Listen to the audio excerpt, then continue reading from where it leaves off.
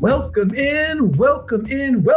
once again to the newest edition of 3 In, 3 Out, the most unique Seahawks recap show in the multiverse. I'm your host, Clinton Bonner. Come out and find me on Twitter at Clinton Bon. I'm joined by the one, the only, the great Brandon Shelton. Find him out on Twitter at SeahawkersPod. Of course, if you're seeing this on YouTube, youtube.com/SeahawkersPodcast. Hit the like, hit the subscribe. We're still growing the Hawkra. Brandon, even in this loss, we're growing the Hawkra. Although the Hawkra is not strong enough for you to remember your adapter doodad. And so now you sound like you're coming in from a hotel bathroom in this live show. Fairly accurate. I'm actually at a condo, an Airbnb in Siesta Key, Florida. I fly home tomorrow. And I'm basically sitting next to porcelain. I'm not in the bathroom, which is good. But this is like a porcelain top, so it's all echoey. I brought my blue snowball. There it is. I like this guy. And I have a newer Mac, and I got this thing, right? But I forgot the adapter so that I could go with my new Mac, my newer Mac. So this is the audio we have to deal with. Kind of like the Seahawks yesterday, Brandon. Not out of the gate with the intent that I think we wanted us to get going with. No. So do you have someone who's going to bring in the adapter at halftime? And then like in the third quarter, you're going to be like really close to plugging it in, but then you fumble it. And then all of a sudden things kind of come together by the time we get to the flock at the end of the show. Yeah, that's the exact game plan. Because apparently that was our game plan yesterday, was do none of the good things we've been doing all year until the start of the second half. See, this was all part of the plan. This was just a microcosm of the game on Sunday. It's a mirror image, if you will. It's two sides of the same coin, the sober yin, the raging yang, if we dare, right, Brandon? So for those, look at Ryan, our Ryan 911 with the 999, our executive live producer. Lots of ins for sure yesterday. Looking forward to the nooks and the crannies. Well, thank you, Ryan. He's always here with us, which is super cool. And again, hopefully you folks are out there and you're enjoying, you're out there just listening to this live, because doing it live on Facebook, doing live out to YouTube it's more fun. We get the live things like Gambling Goat here, Brandon, right? What did he say? Gambling Goat saying giving the out to the whole game. We got Jacob Haas here giving an out to the big time zone defense or difference. Yeah. The time zone difference. Oh yeah. Getting up at, especially for our folks in Alaska who they really had to stretch and get up at 4:30, 5:30 in the morning, something like that. That's egregious. Hawaii. Egregious. Would have been tough for them. Especially when it could have taken the whole first half off, right? Like we talked about. I wish I would have slept in. I know, like Adam had the right idea, apparently, right? So smart man that he is. Listen to the live reaction show today, and I enjoyed that very much. It's 3 in, 3 out, so we're not going to talk about the mega things. We're going to talk about the smaller things, of course. And with that, I rewatched this whole game. A couple things just quickly off the top for me, Brandon, was like, number one, I think you and Adam nailed it. This field was, we all know the field was crap, but it was really crap in like bad situations. Like that 3rd and 10 late in the game where Brooks almost blows out a knee trying to cut back across. And I think it's, I'm not sure if it was Godwin or whoever it was, but gets that crucial third down with about 7 minutes to go instead of getting us the ball back. Right. Just terrible. The field's horrible. And it did work out for us in one big moment when Tom Brady just decided to fall down on his face. Yeah, and but Tariq Woolen came up with the pick. Not really, because whether Tom Brady that would have happened anyway. That wasn't the field. That was Tom Brady being very unathletic. I would actually pin it on Leonard Fournette. Leonard Fournette's the one who threw the ball, and that was a terrible throw. And Brady was funny running, of course. Wow, Nate Dwyer. Why don't you take that one, Brandon? Yeah, Nate Dwyer coming in. Happy to be listening live. Appreciate you guys. Go Hawks with the 1999 super chat. Appreciate that, Nate. Dude, that's amazing. Thank you so much. Yeah, if you hear us interrupting ourselves on the audio later, well, that's because we're doing this live and we got people super chatting and we want to holler them, right? Clinton hasn't quite figured out the mastery of finishing his sentence and then going to the thing that's distracting him on the screen. It'll take some time. We'll get there. We're early with this live stuff. Maybe we get there. Maybe we don't. Zero promises with that, Brandon. If there's one person I cut off the most in this world, it's myself. So I definitely do that quite a bit. I'm aware of that. And it's funny. And with that, yeah, man, the grass was, but you guys talked about how slow we kind of looked. Right. And that showed up in other places too. And we'll talk about some of those things because it was like slowness across the board. The game looked a little bit like it was being like you're running in water. You can't get those kind of dreams where you can't run the pace you want to run, and really a nightmare at that point. And the other thing that it's not going to show out in 3 and 3 out, but where the heck did our play action and our boots and things that have worked for weeks and weeks and weeks and weeks? Yeah, we didn't really do them. You want to know why? Because they never got the run game going. I mean, how are you going to make some of those boots work? Yeah, well, I mean, even 13 personnel didn't really show up. Yeah, right? I don't know why that didn't show up. We didn't see a lot of that either. I mean, I was baffled by that. Right? Thinking back to it, it was interesting. So it is 3 and 3 out. We go to 6 and 4. We don't get the W. So we got a job to do. We got to start with the out. Why don't we just dive right in and let's hit the whammy and let's accept what happened. Let's rock and roll. So 3 and 3 out. Out number 1. This is a lot of these outs to me, Brandon, were like early. And yes, the second half was better, so that makes sense. But they were just pissing me off. Here's one right here. So Q1 0-0. It's 5:20 to go. This is one of the ones where Michael Dixon booms the friggin' ball, right? So, and the start of our game was so good defensively. 3 and outs, and just we're looking good, and Brooks is flying, and we got Brady flustered, and it's 0-0. We punt the ball, and in this particular instance, this is also after, by the way, the ridiculous Damian Lewis penalty for blocking that they called on him, which I was like, he's just blocking a dude, I feel like. And then we died, that drive stalls out. Okay, but hey, while we're on the topic of that, the part that led to the punt was the fact that, okay, they get backed up.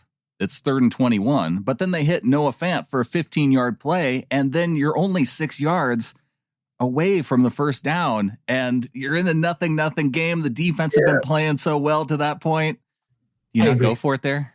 I agree. That was it all kind of like parlays into why this one stood out to me so much as being like double crappy with you. It's like we've been aggressive in weeks past, and it's still Tom Brady, even though we got out to the type of game we wanted to play to start the first quarter defensively. It's still Tom Brady, and he showed up in a pretty big way. It was annoying, right? Because he got really accurate on third downs later, and he made some phenomenal throws that just burnt us later. So I'm with you. That was number one. Was like, gosh, I wish we went for it there. We don't.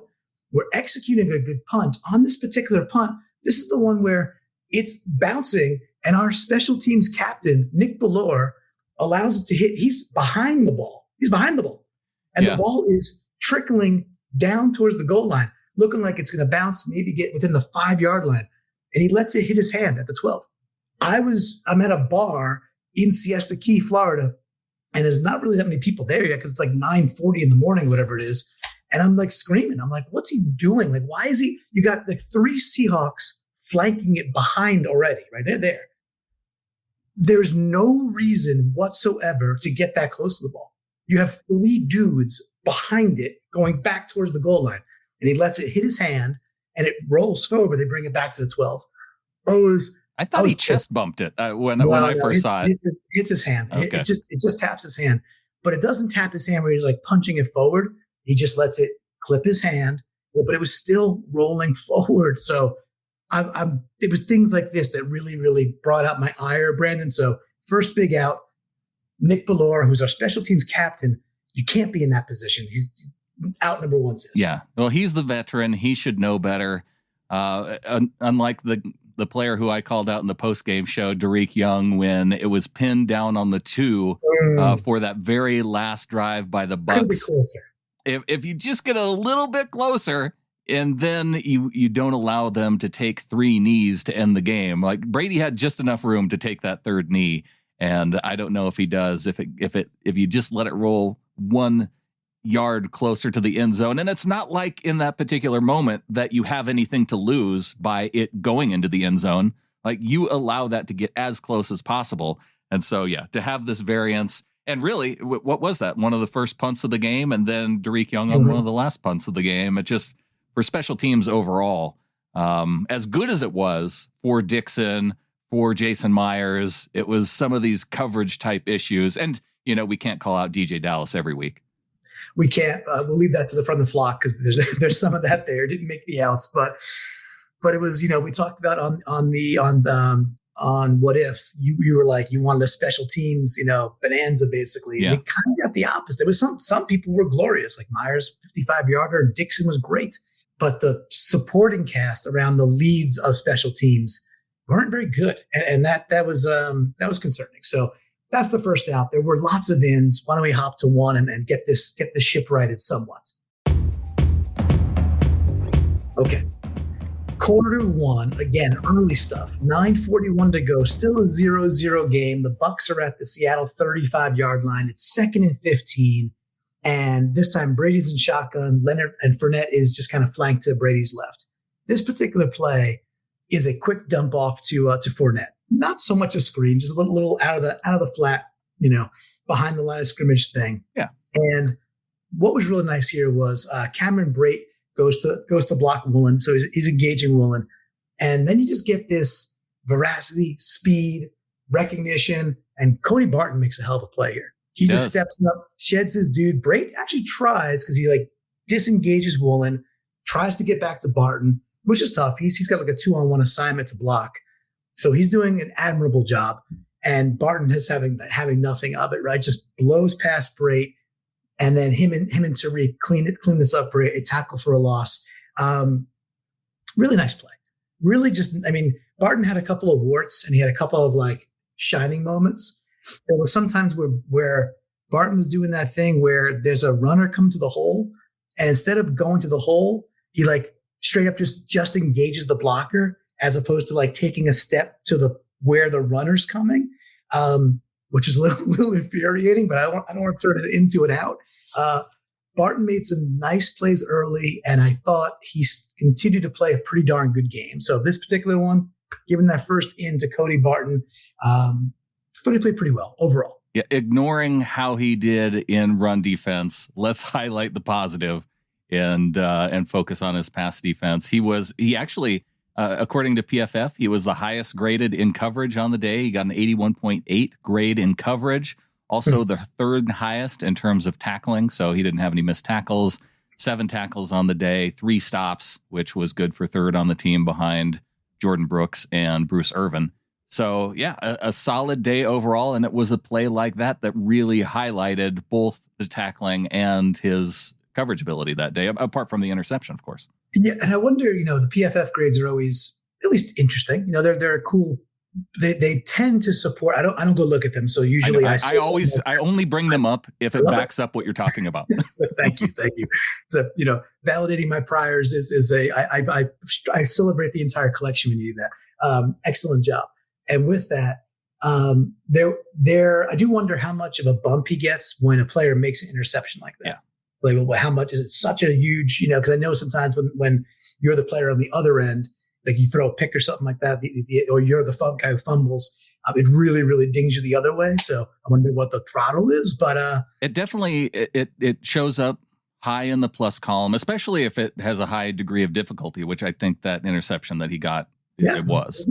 Nice pick. Definitely a nice pick. And that was a timely moment that the picks that we got us back in the game. Absolutely, for sure. All right, Brandon, take that one.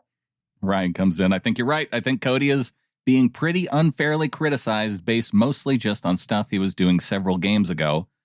I think it's pretty fair. I feel like we're fair to give him kudos when he deserves it and then criticize him when he needs it. This game wasn't perfect for him, but we can highlight the good things and say, Cody has the potential. Let's just see him do it consistently. Yes, that'd be nice. But this was a tale of two halves in many ways. All right, we got some. That was an in. So we're celebrating that. Let's get to another one of these kind of gnarly outs. All right. So we talked about run defense, and you look at the average for the Bucs, was 3.7 per carry or something like that. So was it that low? Yeah, it was. Oh, I know it doesn't seem like that, right? That's kind of the point. They didn't average that much YPC, yet they were quite effective at this. And, what we talked about on What If was like, well, kind of how do we know if things are going wrong? And it was like, well, they're running the ball and Brady's not throwing it 58 times. And it's kind of exactly what we got, unfortunately. And we didn't seem ready for this. We didn't seem ready to expect them to break their tendencies. And that's exactly what they did. They went away from tendencies. And we were not ready for it. I mean, did they go away from it, or did we allow them, like they just kept doing what was working for them early on? I think they went away from their tendencies a little bit. Or was it a strategic thing? I see people pointing out the fact that Brian Monet was the healthy scratch, and it was Miles Adams, your guy that, or our guy, Miles Adams, that was inserted into the lineup and did not have a spectacular day. And they asked him to do what, they asked him to go play nose, right? And then the Bucs ran at him, and that's not going to be his strength. Whereas a couple of weeks ago, we're like pound the table, being like, if Miles Adams is playing this game on 3rd and long, let him go do the thing that he's really, really good at, which is go get internal pressure and get after the quarterback. So it was a bit of a misuse, across the board there. And talk about like use or abuse. This particular play, this out, Brandon, this one was, to me, we talk about the microcosms, the nooks. It is Q1, 0-0 ball game. Tampa Bay is dead smack at midfield. Okay, 50-yard line, they got the ball. It's only 46 seconds left to go in the first quarter. Another 3rd and 2. And where they converted on 3rd and shorts, we did not. We had some challenges there. But on this particular play, Tampa has trips right. So they're taking the play out of our book. Mm-hmm. Trips right. On this play, it's really unfortunate to go watch that Quentin Jefferson, he gets basically owned by, let me know if you know this guy, K-O, Kieft. It is Tampa's 3rd string tight end. So they got trips tight ends out there. So probably like our Parkinson, right? Right. Way smaller dude. Yeah, and we've heard his name before. Yeah, maybe, right? And Kieft just buries Jefferson, and Jefferson's a much bigger guy. And to me, it just was such like a moment of like, hey, if they can do that and move our bigger body dudes, and then I think it was Fournette, and it might have been Rachaad White, doesn't really matter. But there was just a beautifully big hole blown out right there. Jefferson had no shot. And that was that. It's an easy first down, and then they go on that particular drive. They carry that forward, and then they get a field goal to make it 3-0 to start the game, right? That's how they. Oh no, that's actually missed. That was a touchdown, yeah. Yeah, that's later where Jones is open for that pretty brutal touchdown. Right? That was that same drive, the 31-yarder that looked exactly like the DeAndre Hopkins touchdown from a week ago. And that was a 3rd and 10 when Jones scored that play, by the way, which is just like, oh man. So that's the out for me. If you got QJF going against a smaller tight end in an obvious run situation, he's getting blown off the ball. No bueno, Brandon. That's the out. Yeah. Jefferson on the day. I didn't look at his PFF, but he didn't have any standout type plays from what I remember. It was, and really, I mean, that goes for a lot of the defensive line. I mean, apart from, who was Bruce Irvin? I felt like he was effective on defense. Shelby Harris, mm-hmm. I noticed him on a few different plays.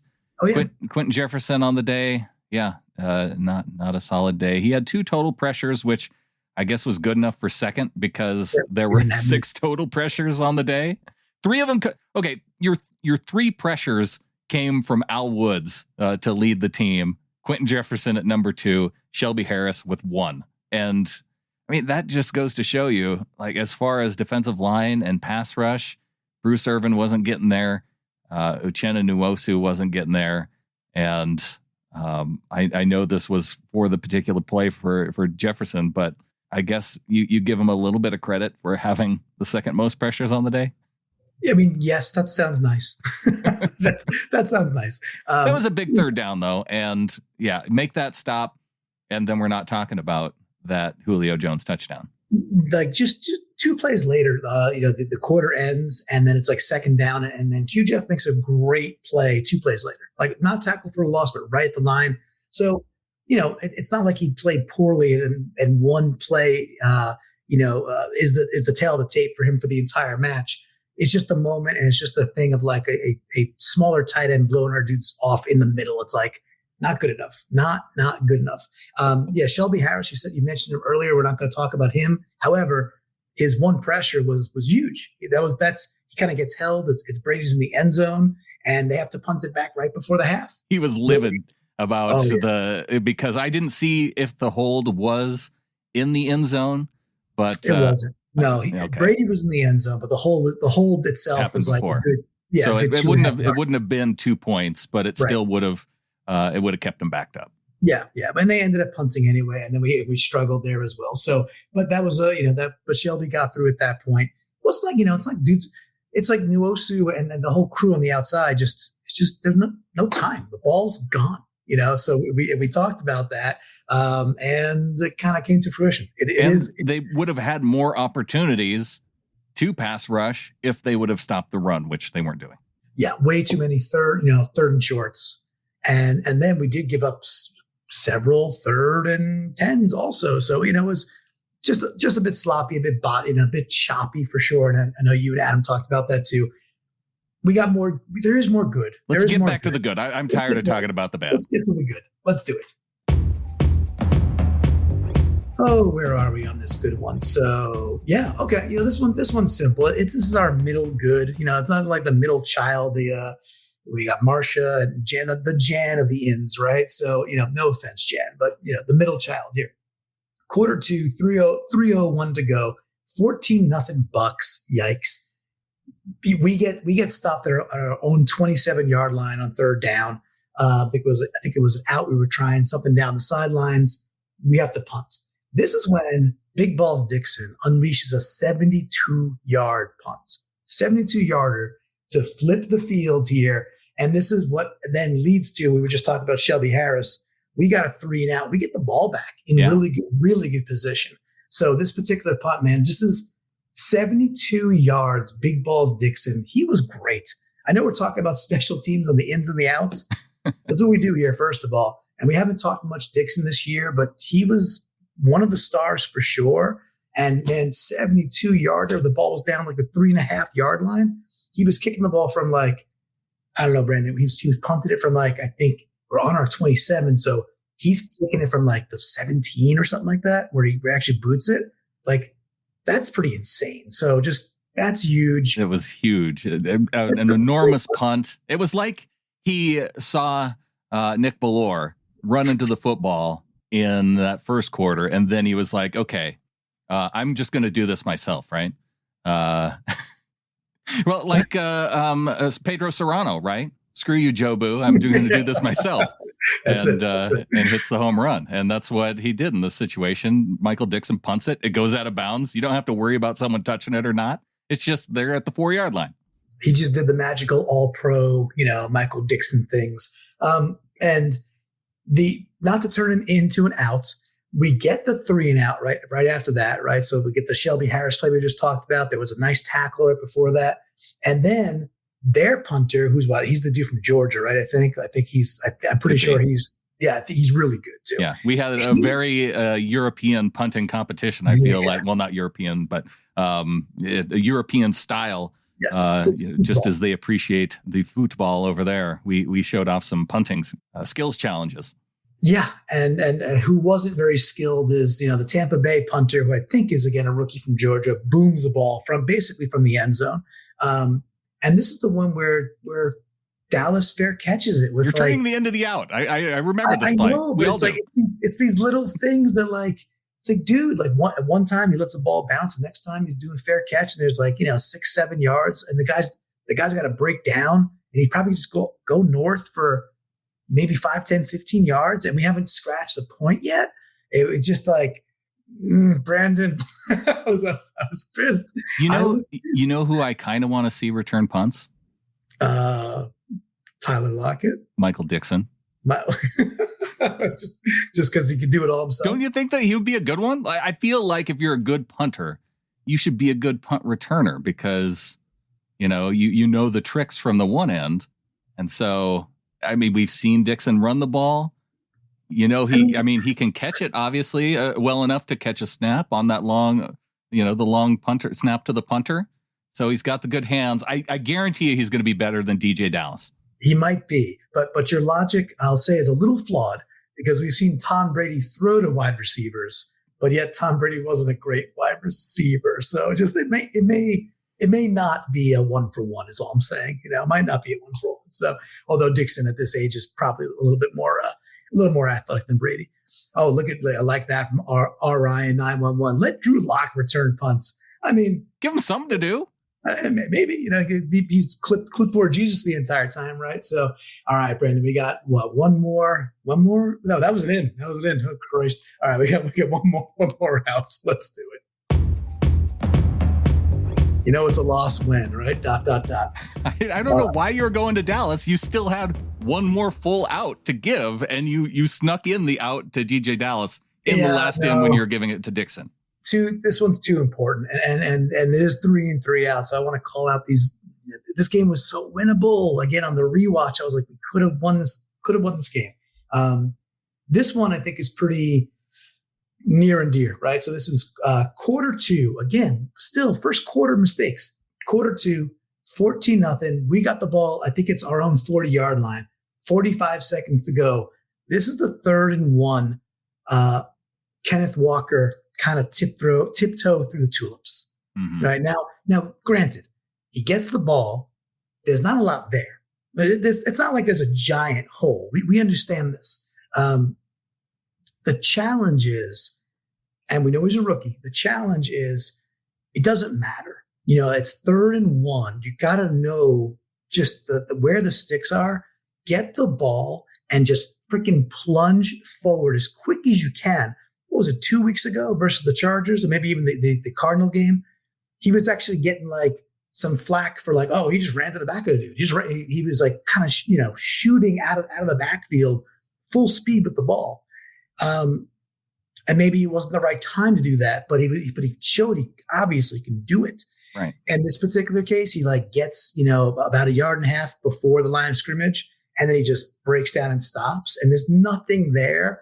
And it was just frustrating, Brandon, that it's like he's powerful enough. If he just plows in right dead center, and there's probably some scrum, he probably gets that, and then a little bit enough to move the chains. Super, super frustrating because, again, it was just these moments where we're down, we haven't scored yet.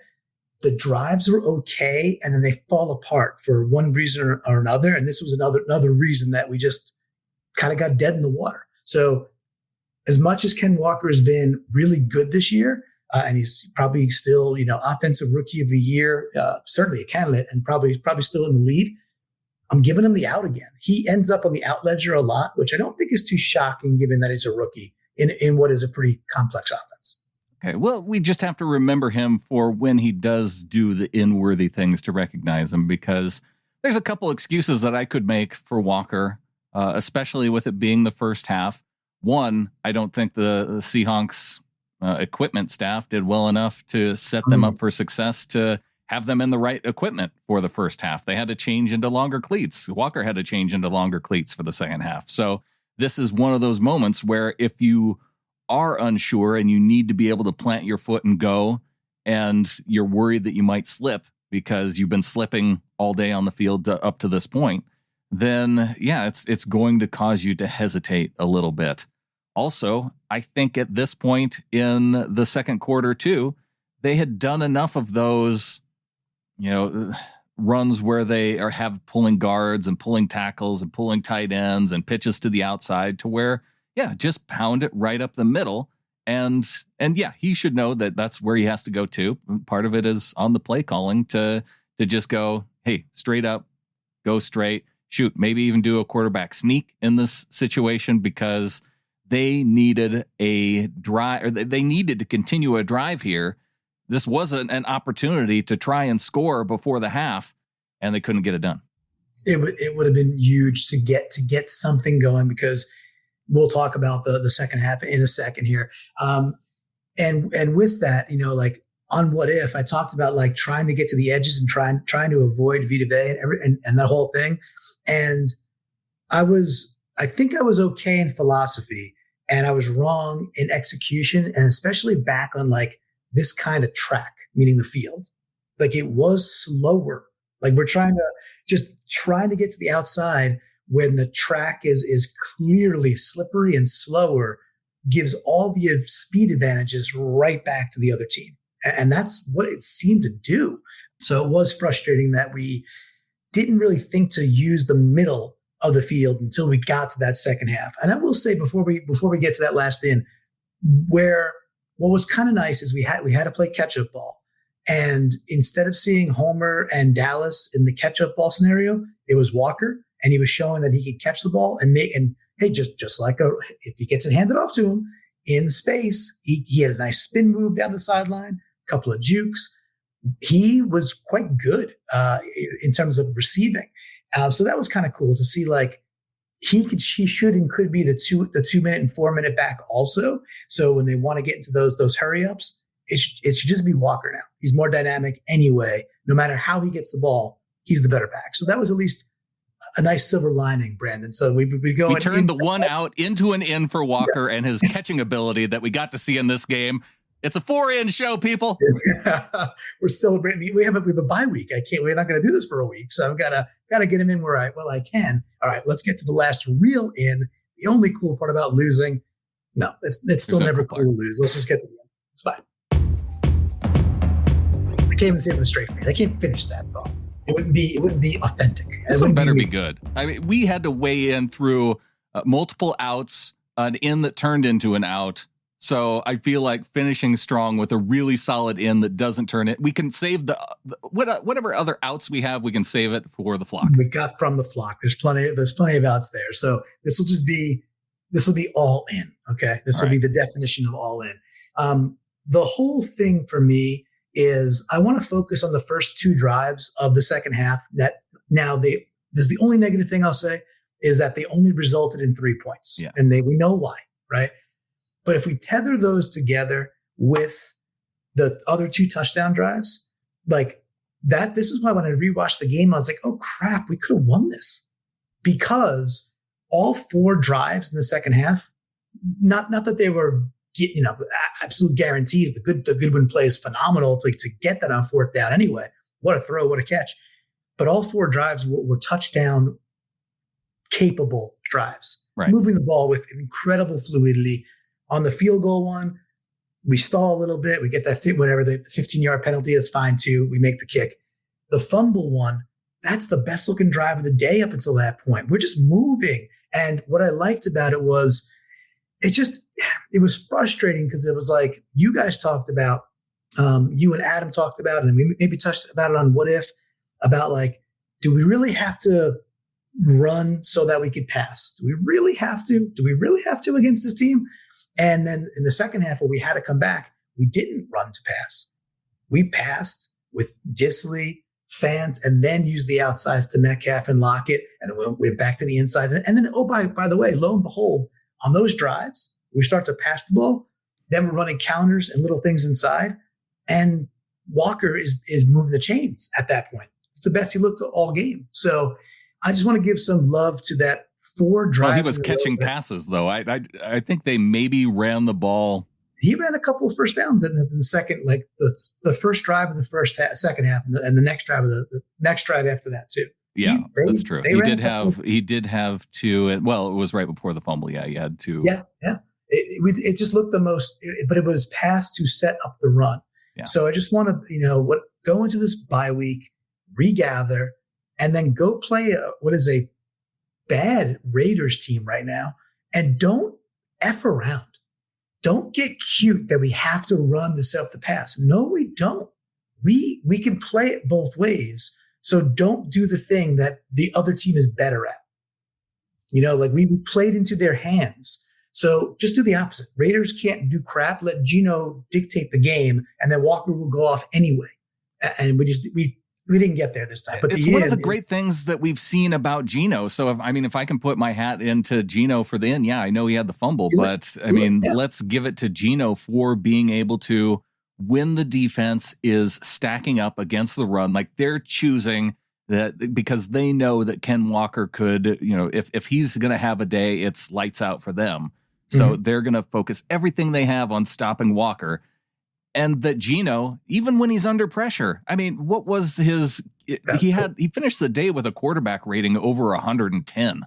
Yep. And so with the pressure that they were getting on Geno, with what they were doing as far as locking up the run, and had Geno playing from behind in that second half, and all 4 of those drives, he had the team in position to be able to win that game if they execute in just a couple of plays in that second half. If a couple plays flip differently, it could have been a 28-point second half.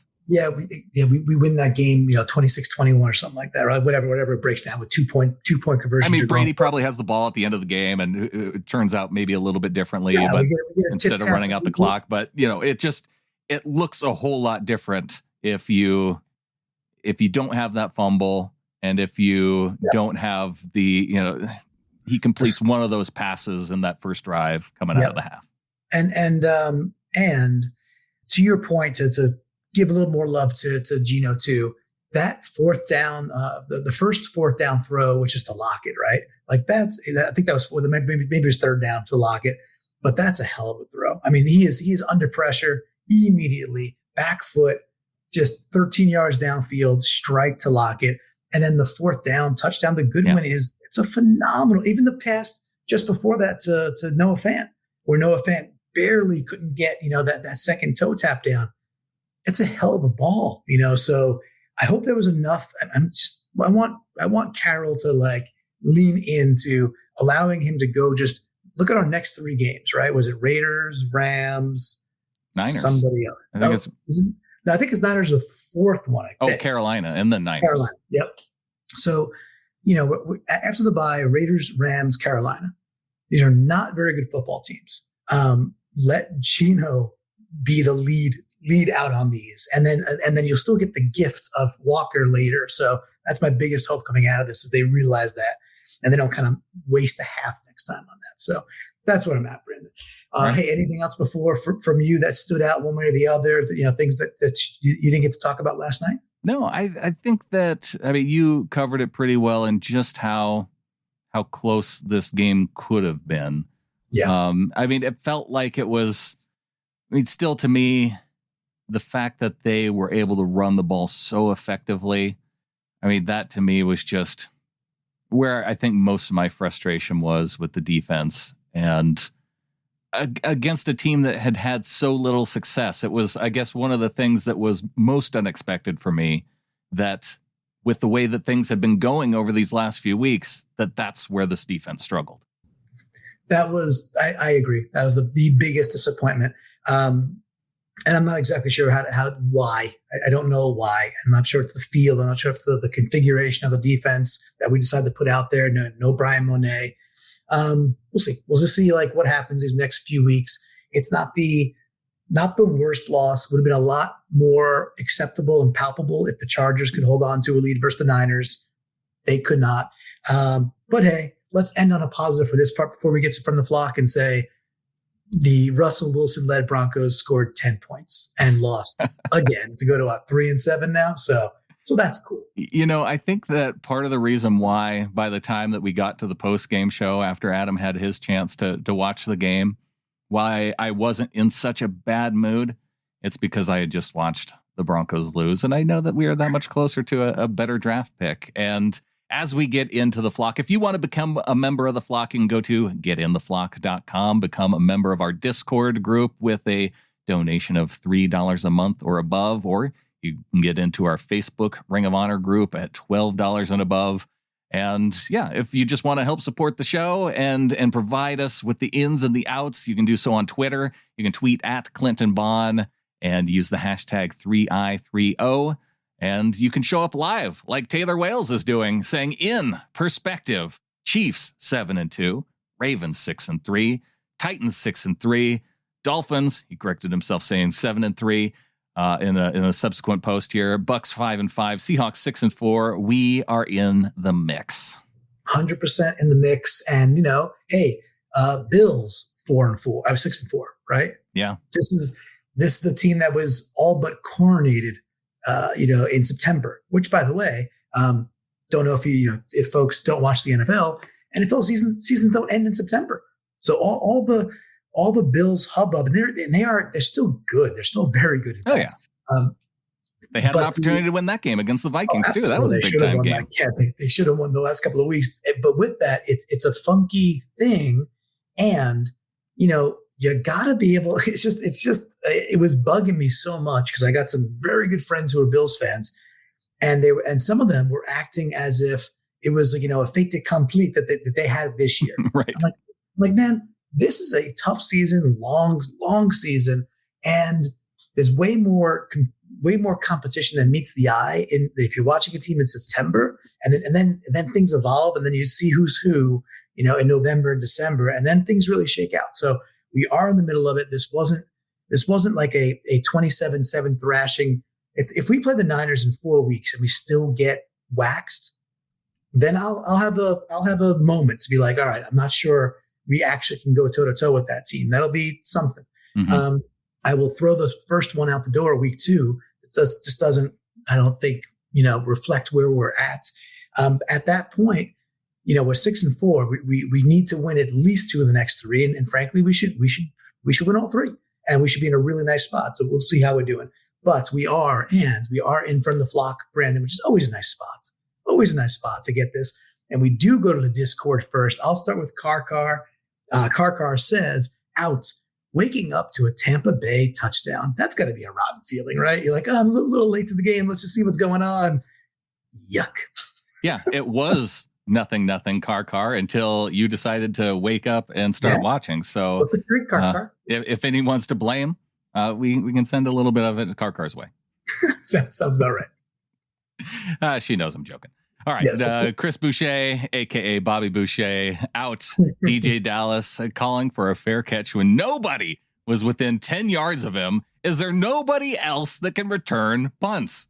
Right. We're calling Michael Dixon. We gave 2 suggestions already, Chris. Yeah. Drew Lock and Michael Dixon. There's 2. Michael Dixon, yeah. And I know others. I think Phil, Mr. Protector himself, Phil the Protector, has called for Tariq Woolen. Oh, I thought maybe Phil, he could do it.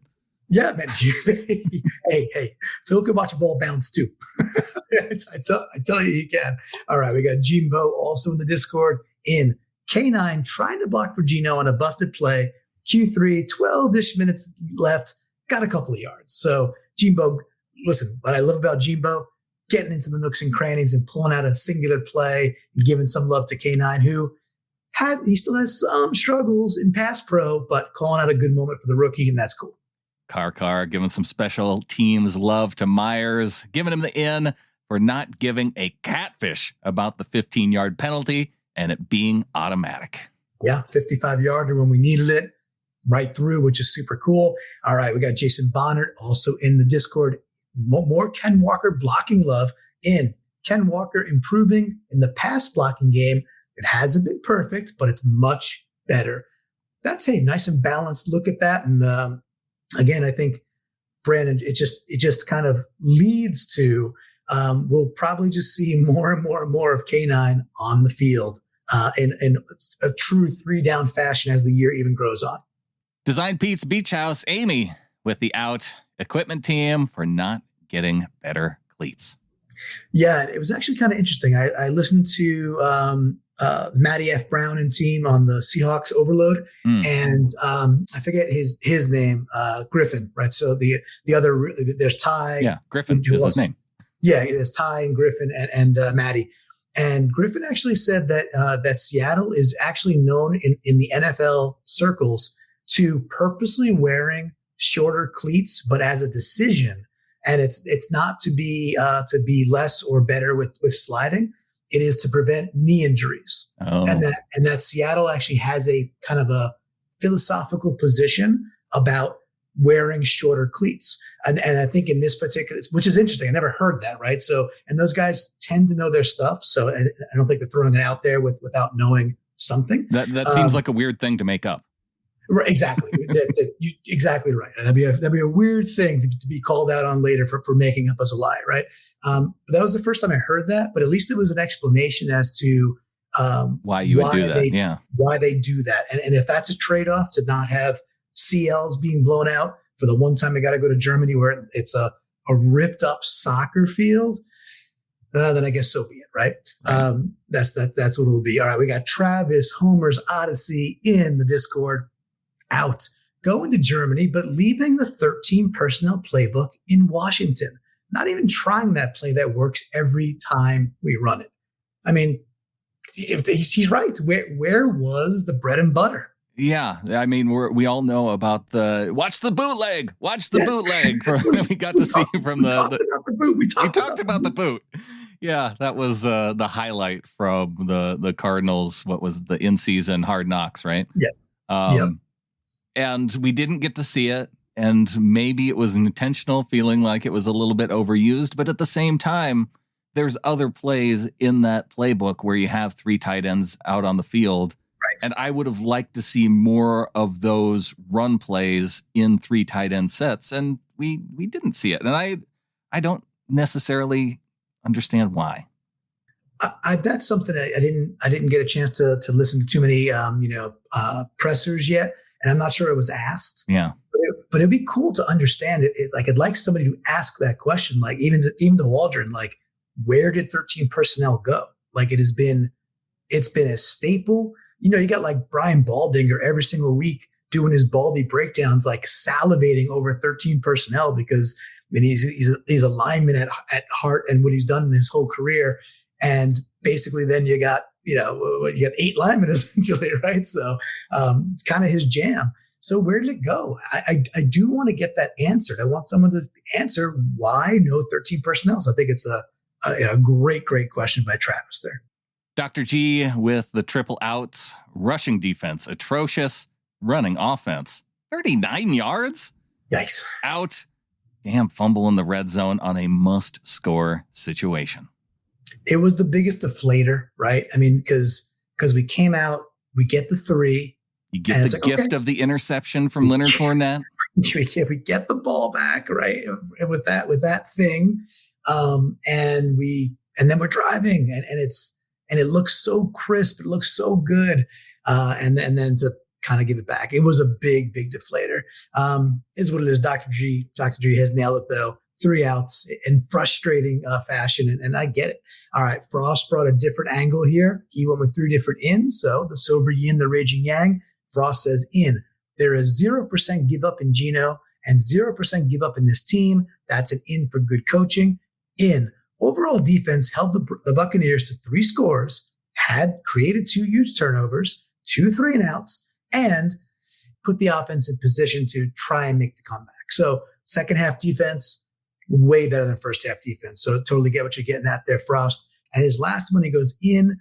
Defense allowed 7 total points after that Bruce Irvin sideline speech. That was pretty fun, right? Seeing the 35-year-old veteran on the sideline, just kind of getting the dogs together and making sure his voice was heard. And there was a response. We did play better. So 3 ins from Frost, and I think it's a worthy reflection on a tough loss, but things were not that bad. Yeah, it reminds you that it's kind of cool to have one member left from that original Legion of Boom defense still on this team, right? Absolutely. Boys, biceps in. I kept my vacation day for tomorrow, even though my trip to Munich got canceled. Gonna need the day for this hangover. Yeah. I started early yesterday too. I know you were asking Adam on the instant reaction show. So the kind of cool part, again, Siesta Key is about 50 miles just south of Tampa. So you go through St. Petersburg, where you got the Tampa Rays. They play at the Tropicana right there. It used to be called the Trop. I think it still is. And you keep on going down for about 40 more miles or so. And you're on Siesta Key, which is the Gulf side of Florida. So we were at a breakfast spot, Brandon, called the Broken Yoke, and it conjoined right to MVP Sports Bar. So we had this great breakfast. We had our Bloody Marys, the coffee, the whole thing already. And then we had to walk I don't know, literally maybe 22 feet. And then we were situated we were right where we wanted to be. Lovely setting, 78 degrees, a little bit of a breeze. It was quite lovely. Everything was set up for a great day, Brandon.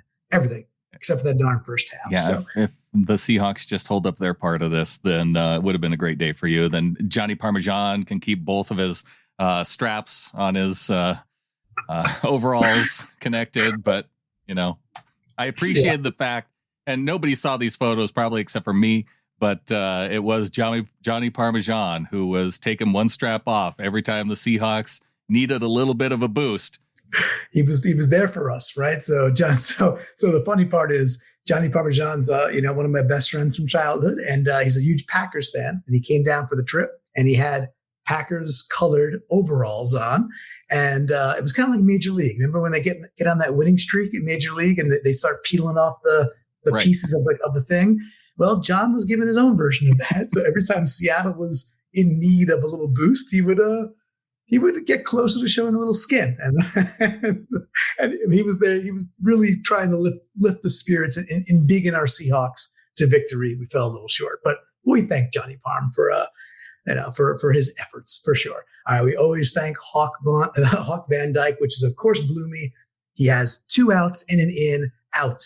That game played right into Shady's hands, which is Brady. The man can't throw downfield, and we accommodated him by giving him tons of 2nd and 3s and 3rd and 2s. Okay. I mean, I think he threw the ball. I know Bloomy has a real hate for Tom Brady, and I understand his hate. I would say Brady threw the ball pretty well. I mean, I think he threw the ball. Sure, it wasn't like 35 yards downfield, but he was routinely 15 to 25 yards downfield with plenty of zip for a 45-year-old or a 25-year-old for that matter. But before we go on to the other ones, do you share Dave's sentiment that Brady can't throw downfield? I just think that he doesn't. We've seen him in moments really go deep. It does take a lot out of him, so I think he reserves it for when he needs to, but he didn't need to do it in this game. So Dave's right, though, that why not try and attack more of the short stuff? That part of it didn't, I guess, bother me as much as just the defense giving it up on the ground. I agree, because the other things, before we get to Dave's other stuff, the things that, I know you're not going to want to hear this, Bloomy, but the things that Brady did well was he was accurate. Like, he was like old school Brady. It's just annoying. It's 3rd and 7. He's hitting Scotty Miller and Kobe Bryant's right on the guy. It's like they were covered well most of the time. Or it's a pass to Godwin, it's right on him, or a pass to Evans. There was that one play down the sideline, maybe a 15-yard out or so, where Woolen is right on Evans, but the ball's better, and that's it. It's a first down. That might have been Godwin too, but that was Godwin, because he almost does like a reverse push-up, like on his head. Yeah, that was Godwin. You're right. You're correct. But it was just old school annoying Brady. Like, he was just accurate with the ball, and that's because we couldn't get any pressure with 4 dudes. And we talked about that all week, right? So, all right, we'll get back to Bloomy's outs. He says, out, unending Brady slobbering by the fanboy announcing team, unconscionable, which is funny because here I am, kind of fanboying a little bit about Brady as well. He does end with an in. Dixon was fun to watch. Shelby was great too. Agree. Good game by Shelby. Guarantee in the Discord. I think he probably recaps the entire game here. Out, offensive line play, defensive line play, running game, blocking, play calling, time management, field conditions, time change, bright lights, the shade of the grass. Team forgot to get off the plane. Team came out flat. They targeted Kobe Bryant, and for a good reason. Adams, gut, no energy or no urgency. No injuries that I know of. Germany doing a great job hosting the game. The crowd singing Country Roads and the laughing emoji. Yes, that was in-worthy. Yeah, it was at least it was a celebration, so it was kind of fun to see win, lose or draw. The good folks who traveled or near or far were having a good time, and at the end of the day, that's what it's for. We do have Flocktimus Prime also just above with an out. We had to play Brady in Giselle's ancestral homeland. He was bound to have a little extra, FU energy with the divorce and everything. So Flocktimus is getting a little metaphysical here, saying, he channeled and chunneled this extra, harumph that he might have had for Giselle at this point, and it got taken out on us, which is wholly unfair. I don't know if that would necessarily have. I don't know if Brady needs any extra motivation with that. But hey, if that's where he's pulling from, good for him. Mm-hmm. Michael Dixon's big balls in. Can't remember the last time we had anything beyond a 2-game winning streak. This was a fun 4-week stretch. In Michael Dixon flexing both nuts in the punting game. In sure. That Germany crowd. In Tyler yakking that first down, shutting up everyone about the mishap last week, and then 3 outs. As Amy in the Discord said so many times in chat, that slippery ass field out. Some soft ass penalties killing any momentum we tried gathering early on, and out. Why were the tight ends non-existent in the fourth quarter? See, another great summary to go along with Garen's before. And I think the tight ends, the last part for me is like, it felt more the tight ends were non-existent in the first half, and we get the ball back in the third quarter. And Will Dissly got it going in the third quarter, right? Yeah, absolutely. And we tried Parkinson a couple times, so I didn't really see it in the fourth quarter. I even on the rewatch, but I wasn't thinking about it that way.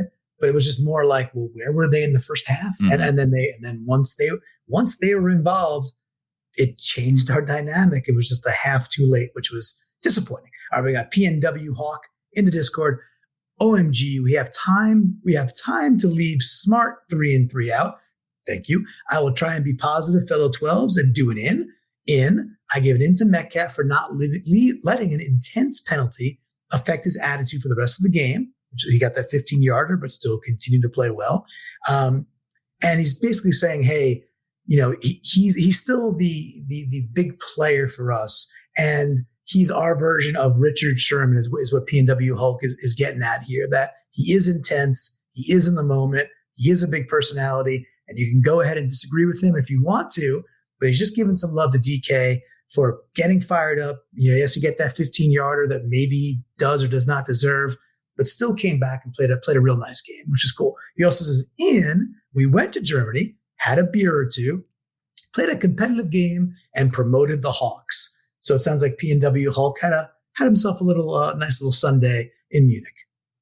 3 feeling good in the Discord. That's our protector, Phil, saying in cool 2-pack of screens to K9 out. Waldron waiting far too long to involve the tight ends. In our eyeballs get a break from that putrid run defense they were just cruelly exposed to. And an out, leaving both Monet and LJ inactive. I understand why they did it, but it left our run D without solutions. Very, very, common that Phil's going to come in with things that are, really, really nicely thought about. And we didn't talk about screens. Like we scream every single week that we can't run screens, but we did. We actually ran some successful screens. They were to K9. They looked good. I think one of them went for even over 20 yards, which is really just, we haven't done that in a long time. So it was super cool to see. All right, we got some from Josh DeHuman. He says, K9 still being involved in the game with receptions, even though the run game was not working. Agree. Aside from the fumble, which he's saying he considers more of a good play by the defender than a mistake by Geno. I could agree if you got to hold on to the ball. So I could probably disagree with that. That's okay. He says Geno had a solid game, showing how much he deserves to be respected as an upper half of the league QB. He says into the rookie DBs, they had to compete with the GOAT, who normally eats up rookies, and respectfully, they held their own. I agree with that. Out, the Bucs using run plays that teams did not have on tape, which made it hard for our front seven to defend against. Again, they went against some tendencies and worked for them. And also out, we could not run the balanced offense we like to run. However, to go along with this is that we still held our own, even though our run game was lacking. So lots there from Josh, but I think all some astute points. Yeah, and just to back up the rookie defensive backs, I mean, looking at Cody Barton on the day, he did give up 5 receptions on 5 targets, 67 yards. So good for, what does that average out to? A little over 10 yards per catch. It's kind of what we've been seeing from him. And, no spectacularly, I can't get that word out, spectacularly huge plays. He did give the one 30-yarder. Oh, I think they pinned that first touchdown on him. Yeah, I wanted to ask you about that. When you're bringing up Cody, it wasn't. It wasn't Kobe that they pinned the touchdown on that play. They gave it Cody, to. Yeah, I think it was on Brooks. They gave it to Jackson. Really? At least PFF did. They said Jackson gave up both touchdowns. It didn't seem. I mean, I watched that play a bunch of times, and you see, Tariq doesn't carry over, and it looks to me like Brooks is supposed to have him, and just you're getting one angle of it, but it just seems the way that they're playing that it was supposed to be Brooks to carry that, and obviously nobody did, so it doesn't really matter. Like he's in for a 30-something yarder on third and 10. But I did wonder about that. I thought that was Brooks, and I think it'll be interesting to see as the All-22 comes out and people discuss it, who actually was at fault for that one, because I didn't think it was MJ. Well, on the TV broadcast, they said it was Bryant because he was the one guy playing man while the other playing zone. And I mean, they can do that. They can change up man and zone and to where somebody does have man coverage. So it's so tough to know without being on the team and knowing what kind of defense was called. So I know PFF kind of has to guess too, but I was just getting to the point of, in terms of the rookies in coverage, Kobe, average day kind of from what we've seen from him. And then I was looking for Tariq. He had 57 yards, 4 catches. So yeah. And again, a lot of that. No, that was, I was looking at that wrong. That they didn't give that to Jackson. They gave both touchdowns to Woolen. So they're saying that Woolen should have carried along. And really, if you think about it, isn't that how you should defend that play? If you got Julio running underneath, don't you think it should? I mean, shouldn't you go into man for that? Well, man, maybe I don't know enough about the particular format. What I do know is that I heard that we played zones, something along the lines of 80% of the time this game, which we talked about. We're like, well, we'd like to see more cover 0, cover 1. We'd like to see more press, because if you allow Brady to pick up our zone, he's been good at that for freaking 2 decades, man. So in that particular play, I don't know enough to say yes or no. He didn't. Right? So he's been really good. I'm just saying, if you want to defend that play, because we're going to see it more and more, who do you have defend that? Because even if you have Brooks pick up that receiver running underneath, he's going to be outrun. Even old Julio probably going to be able to outrun Brooks because he's running in a straight line, catching it underneath. Yeah. Unless you're right there to blow him up as the ball's getting there. Right. And Cam Chancellor, he's not, right. No. So because that's what Chancellor would blow up, right, routinely. I think it's a tough one. It's a bit of a beater for us right now, meaning like it seems to be called against us with specificity to beat how we're calling our defense. And yeah, that's 2 weeks in a row. We will need to answer for that. Well, that'll be just kind of cool to see. How do we do it? But you've got, D-Hop and Julio Jones, 2 very good receivers who are wily, and the good play calling specifically designed to confuse us. And it did. Jacob Haas coming in with the live update. The Eagles are losing. Yes. Washington has the ball in the red zone, already up 20-14. So all right, go Commanders. Let's go. Add to the score here. Let's whoever's still around from that 72 Dolphins team, like I hope they get the chance to pop that champagne again. Why not? Because Eagles, screw you. How about that? They don't deserve to still be undefeated. How about that? I like that. All right, we are churning through. I'll go back to Car. She goes, not seeing much talk about Woolen getting yet another pick. Even if it was on an elderly man, if you throw it his way enough, he's going to make something happen. So just to, recognize 5th pick in 10 games. I think I saw a stat that he's like one of like 3 NFL players. And one was Earl Thomas, by the way, I think, right? But he's like one of 3 NFL players since 2010 to have that many picks in his first 10 games, which is freaking awesome. That's really cool. Yeah. Derek Williamson out on Twitter at DerekW0, using that hashtag 3i30 out. The stats showed they were going to target Kobe Bryant's way, and they did again and again and again and again. Like they took a page out of Marshawn Lynch's book. Hate to say it, but Kobe, oh yeah, again and again and again. Yeah. Hate to say it, but Kobe has been a liability this game. And Kobe, also Jordan Brooks, they targeted him like crazy too. So it was, and then I think Cody actually wasn't. I think they gave a lot of receptions to Brooks rather than to Barton. And that's always a little bit subjective, but yes, I saw that too. And you and Adam talk about Kobe Bryant's versus his kind of his ebbs and flows and ins and outs as a rookie. And I think it is what it is. In my opinion, he's played well and he has created those turnovers. And there's some times against a veteran quarterback where he'll be with good receivers, he'll be able to pick on a rookie slot corner. And we saw a little bit of that. Sounds like Trey Brown is getting healthy though. So we might be able to, I thought we might even see him in this game, the way that Pete was talking about it. I welcome back Trey Brown, man. I mean, we got rid of Sidney Jones, and good luck on the Raiders, right? He's over to the Raiders, which he'll have a revenge game coming up in 2 weeks.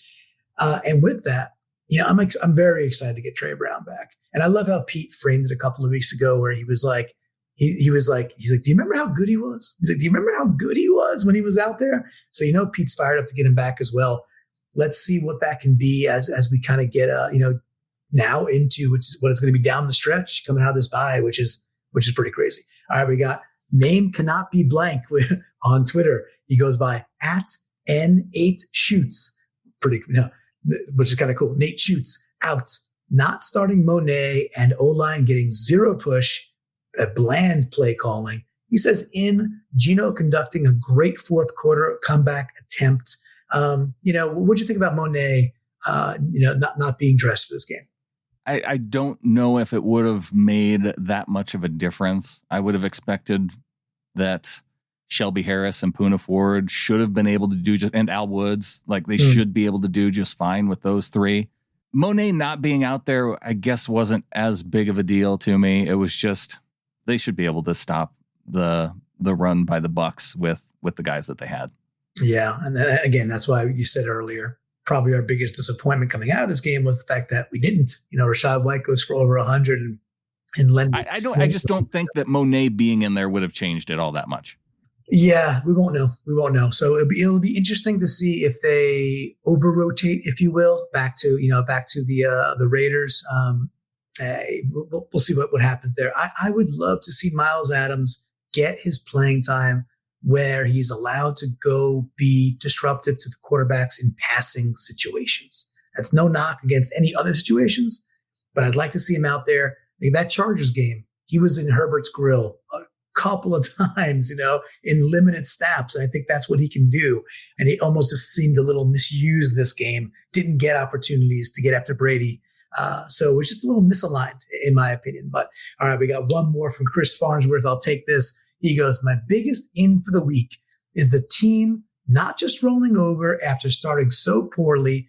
They scratched back into the game. They're playing their asses off for each other. So that's Chris Farns War 14 out on Twitter. I think it's a nice way to end it that we didn't go down without a fight. If we get that last stop against Brady, we get the ball back. Didn't happen that way, and it was a little bit of a too big of a hill to climb, Brandon. And with that, it was valiance, and we got to see much just a better second half and some good offensive execution. So even in a loss, we could just take what worked and then maybe just, do more of the good playbook coming out of the bye, All right. As we bring in our closer, Hawk Van Dyke, to close this thing out with a big in 5 of the last 7 games at Lumen Field, with the longest road trip being the one to Kansas City. We should be well rested for the final push toward the playoffs. I mean, that's fantastic, right? We're 6-4. It's still right before us. We're still in first place. Win your home games. And it's 11 wins. That sounds, you know what, Brandon? That sounds about awesome to me. I like the math. I like your style. I like your moves. And I think if we can just win those home games, we're sitting pretty. And we're still in a position where this team, I know this team can make some noise. This is a blip. It's a loss. We don't like it. We don't gotta like it. We're not supposed to like it.